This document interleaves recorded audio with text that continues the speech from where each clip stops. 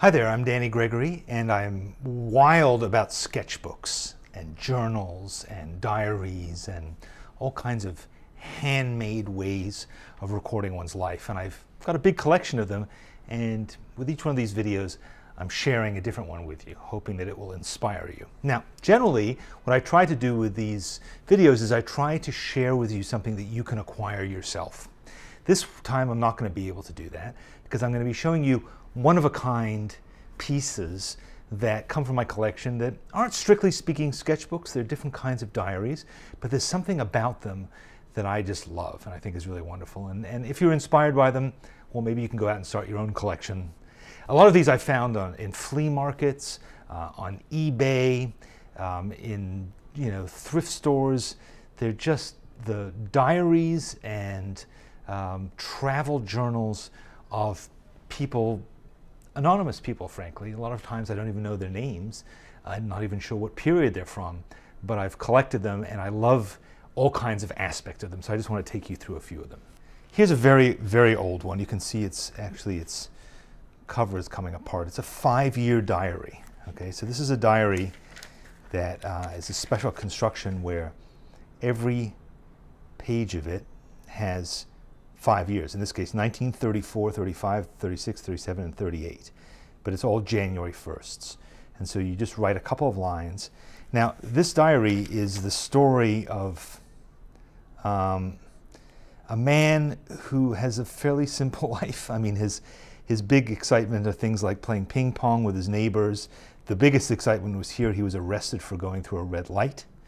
And it's just, as it turns out, actually, this is a story that I heard from the guy I bought it from.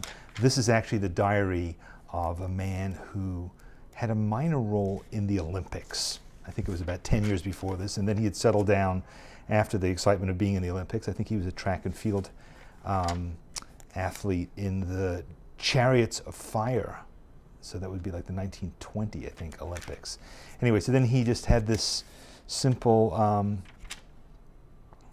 life afterwards. Never quite learned how to spell Tuesday, but then you go through and there's like old bits and pieces in here. His name is Doolittle, and like here he's was planning to send away for the complete works of Shakespeare for $1.98, but I guess he never got around to that. He lives in Detroit. So it's nothing terribly exciting. It's sort of interesting to read. Just a man's life, a simple life in a simpler time than now. Here he writes, "Pretty busy day is all I can remember. Home most of the evening." So that's fairly typical. These are the days before television, when playing ping pong and listening to the radio were the typical, excitement of what one would do. He goes to the circus. It's cold. He complains about that. But year after year, there's really not that tremendous difference between the days of his life. But it gives you a sense of time, and again, the continuing inability to spell Tuesday. So that is his life in a nutshell. Bob Doolittle. His mother's name is Mrs. John Doolittle in Indianapolis, and his shirt size is 14.5. So there it is, 5 years of his life encased in this crumbling little book. But a memory and a reminder, really, of things. He says he goes through these depressed periods, just seem to be lost. Nerves seem to be like violin strings. But then he just goes back to being normal again. So he clearly had some issues, but he, I guess, lived with them. One man's life. This is a different kind of book. This is I think a quite beautiful looking book, but it's really doesn't have as interesting a story. So this particular book is volume 398. You can see there, and it is basically a record of sales and purchases, all the different things that this person bought, probably in a business. I've never really studied that carefully what the contents of this thing are. Maybe I'll turn sideways so you can see it that way. But what I like about it is just the quality of it. I like the consistency of it. I like the fact that there's so many pages filled with writing and this beautiful little sort of scratchy fountain pen writing, pages and pages of it, recording all these things.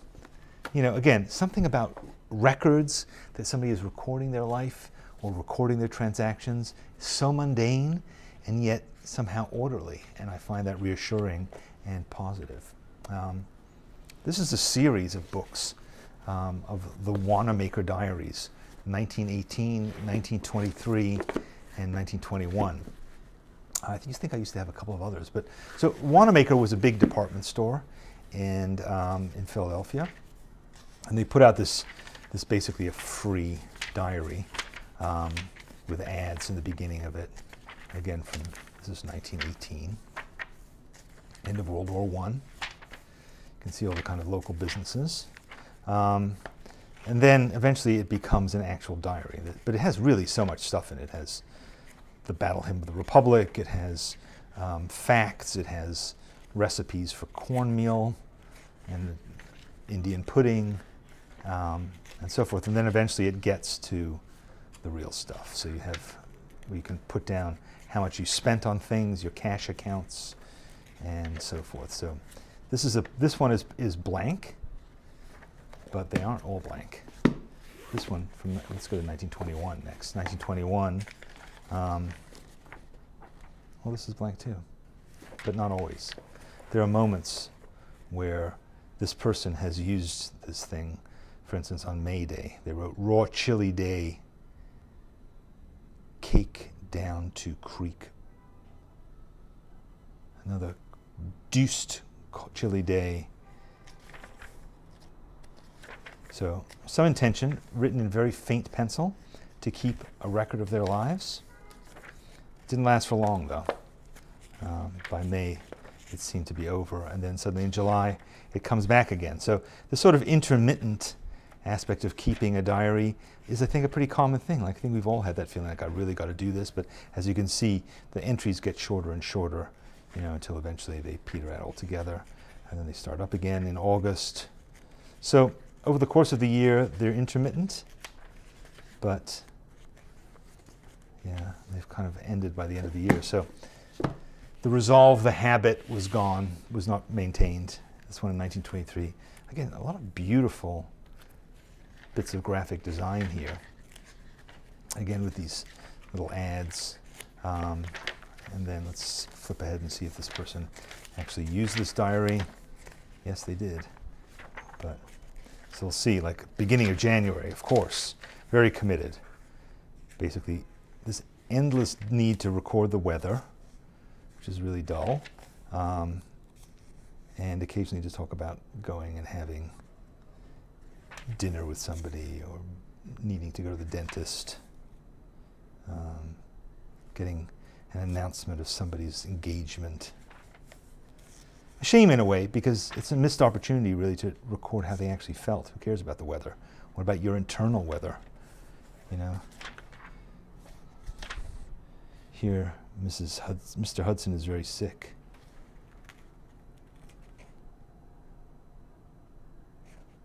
Baby did not go to sleep after his meal. So you can study this, and clearly Ed is her husband, and here he was delirious all night, but today is better, and then continues to be better. So I guess that was important. And then February became overwhelming. So 1923, 24. So what's interesting about this to me is a number of things. One is how life is in some ways the same, even though this was, what, 85 years ago. Life is the same. The concerns that we have, work, the weather, our illnesses, you know, it's all kind of the same. But also how that desire to make a record is there, but if you don't really make a record which has any real substance to it, where you're really expressing yourself emotionally, what's the point? You know, it probably doesn't even remain interesting to you, and that's why ultimately it petered out. I mean, it could just be necessary to keep a record. Perhaps that's part of the reason, but there's a lot of things that go into keeping a diary, and there are diaries that, like this, are forgotten. We don't even know whose diary it was. And then there's diaries that are momentous and important and capture the time. Diary of Anne Frank, you know, the diaries of presidents. There are lots of ways in which we can record our lives and make them significant. So it's interesting to see those go away. This one is a journey. This one is a travel journal, My Trip Abroad, and this is a pretty fantastic diary, and also a fantastic trip they took. It has, like, here, all the different funnels of ships, depths of the sea, how to value foreign coins, and then things like this: stamps, Greek stamps, and Italian stamps, and Dutch stamps stuck in. Here's a log of all the places of the ships that were traveled on. This is, again, 1930, May to July 1930. And at the back, actually, let me flip ahead here, is a log of the entire journey. Where's that? Here. Hotels stopped at. So you can really see the trip began on May 28th, 1930, and it went on until it ended in Boston in August of 1930. So that's a heck of a trip. But they recorded, really, you know, aboard ship, what life was like on the ship, and places people who they were talking to, you know, and then stopping in Venice, a record of each day, June 2nd, June 3rd, going to Italy, Verona, Bellagio, and now Switzerland. So on and on. Baden-Baden, Holland, Rotterdam, and London. There's a nice sticker from Southampton Row, West Central Hotel, and the Dickens house. So, you know, record of what they did, what they thought. I mean, it's a quite nice and sort of detailed description. They obviously committed to writing an entire page every single day to really record it. Man balancing ladder on shoulder, riding bicycle. Man with only one arm, riding bicycle. Interesting. Saw waterfalls. Very cold and rainy day. Continuing to be raining. Well, it's England. That's what you expect. Liverpool, and then finally Boston. But meanwhile, there's also some pasted in bits about Shakespeare's Arden, and then here just various observations. An intoxicated woman on the ship fell and dislocated her shoulder. A foreign gentleman, in relating it to us, said she had dismissed her shoulder. Those crazy foreigners. Here, we stopped in Obermargau. A sign on the wall said, "Motor cars for hire for all trips to have here." So funny foreigners again. Yeah, again, list of all the hotels, and then people met, written down their addresses, incidents that happened here, all the different things that this couple experienced, and then autographs from different people who they met, like the steward in the Vulcania. Here, another deck steward. This is in a chauffeur, wrote that in Italian. And then here, all the money that they spent, all the cash that was laid out.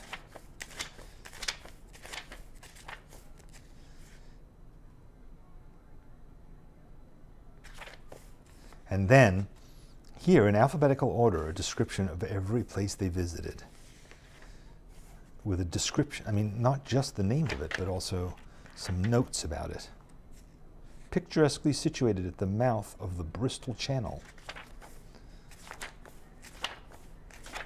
So, very nice, completing, I think it culminates in this map. Here. Oops, let me see if I can get it open without destroying it. But there we go. This is a map of the world in 1930. Pretty beautiful. So Anyway, a great travel journal, really well recorded. Shame there are no drawings in it, but there you have it. Good, let me show you another thing here. This is a calendar from 1941, a desk calendar of one Philip Benefiel. Now, Philip was, this is quite interesting because he's a schoolboy, and it's basically his school calendar, so it begins on the 30th of December, 1940 this is. And you can see basically he's just writing about that he went to bed, that he played checkered with his dad, that he bought a sweatshirt, worked at Penny's, studied for a test, tried out for the senior play. It appears he got into it, he played tennis, and then suddenly Sir Hugh Walpole dies, and there's some more important things happening. A German submarine sinks a ship in the mid-Atlantic. So suddenly we're getting a feeling that war is coming. News, the larger world. So their tree was struck by lightning. And now the U.S. closes the German consulate. So there it is. The outside world is intruding on his life. And Joe Louis retained the title for the 18th time. And now more news. War bulletins. So 1941 is becoming more and more interesting. So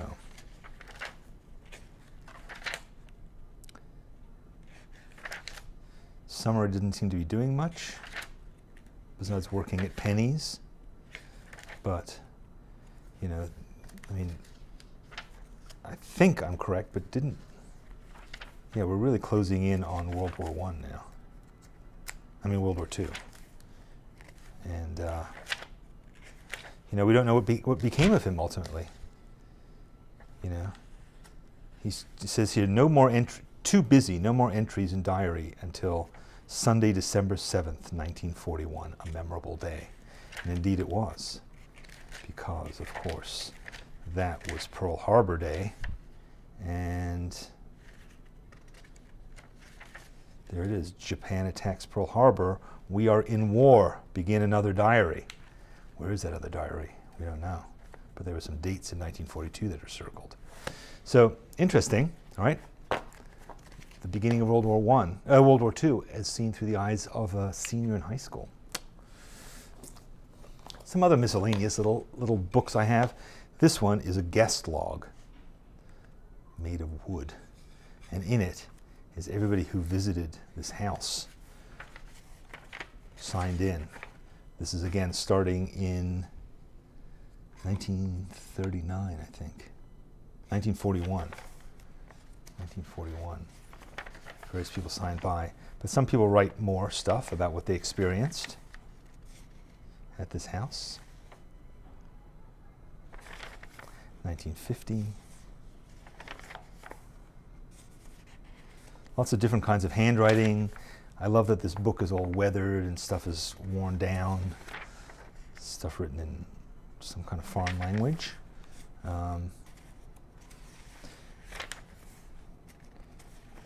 Lots of good luck to a very nice family.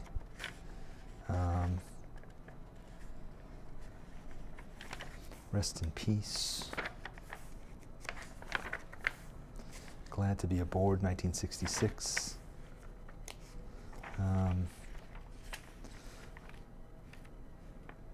Some kids writing. Roses are red, violets are black. You look better with a knife in your back. Your loving grandson, Larry. That's nice. So, culminating in 1964, sold 3 of my paintings.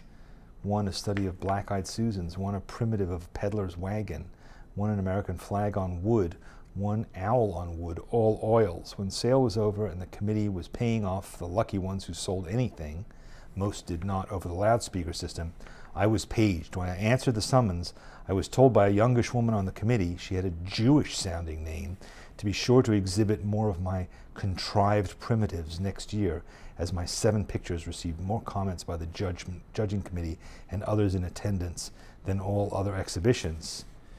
Interesting. Unfortunately anti-Semitic, but there you have it. So, and then a drawing of a house, some old photos.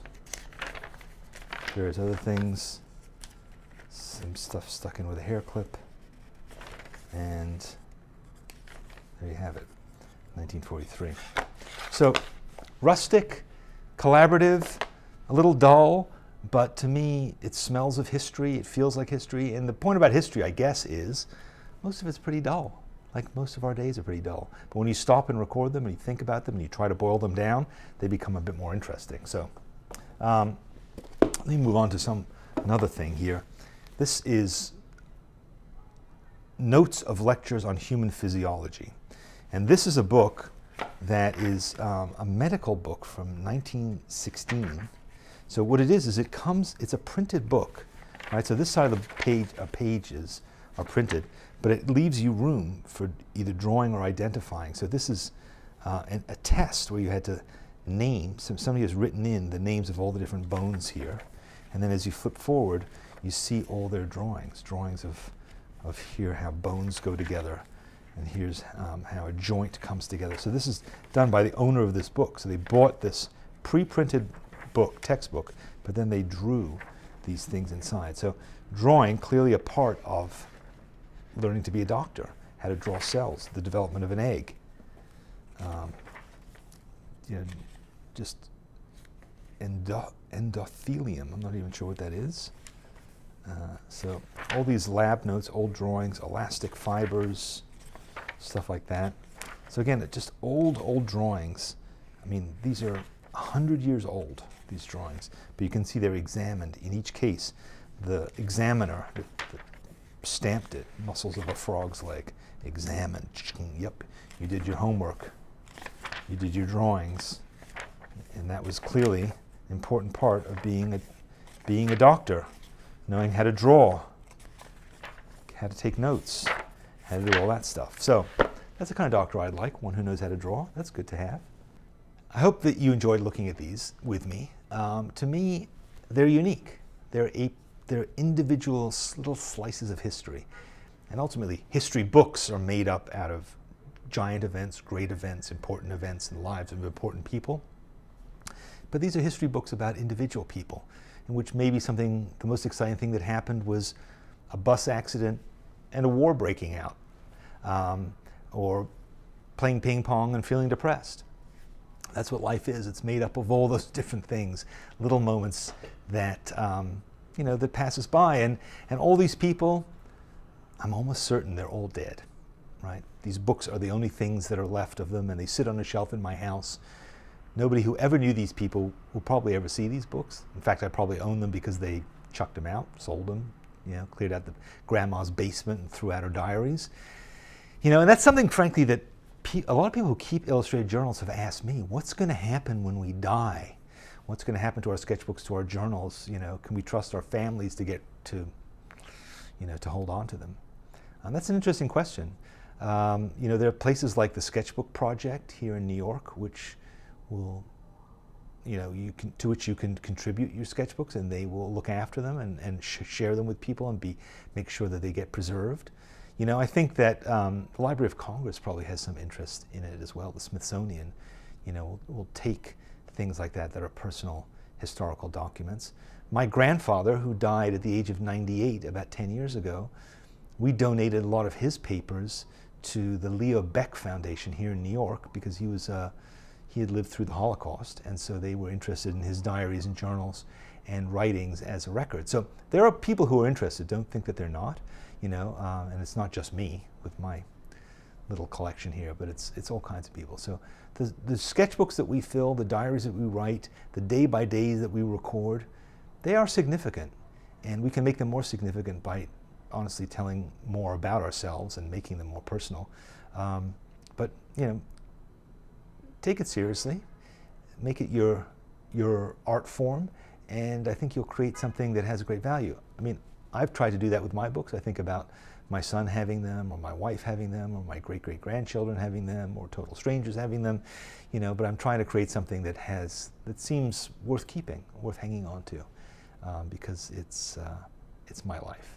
And I will be not immortal, but I will live on perhaps beyond at least my life. And even if not, honestly, even if not, what does happen when you record things in a journal is that day lives on, right? That day lives beyond midnight because you've written it down, you've recorded it, you've thought about it, you've encapsulated it, and you've created something for posterity. So even if a day only lasts a month, at least you've extended its shelf life and you've created value out of it. So every day matters could be a good name for a book. See you next time.